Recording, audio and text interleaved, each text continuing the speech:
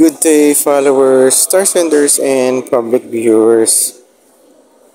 Ang sarap ng feeling pag na-invite ka na sa ads on Reel kasi yun yung pinaka unang step para sa matataas pang earnings kagaya ng stream ads. Yung ads on Reel kasi parang it makes you fulfilled yung successful sa pag-reels or being a content creator for Facebook. So, kasi lahat naman yun talagang ina-aspire na magkaroon ng ads on reel kasi by invites lang.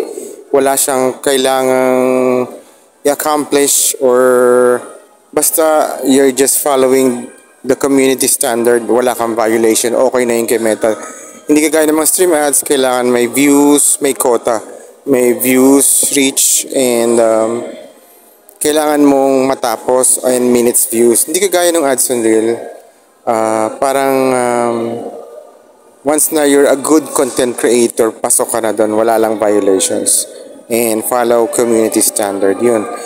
Para sa akin, it's a big accomplishment o goal para ma-invite ka sa ads. Parang yun na yung ultimatum a start of something big, kumbaga, yan.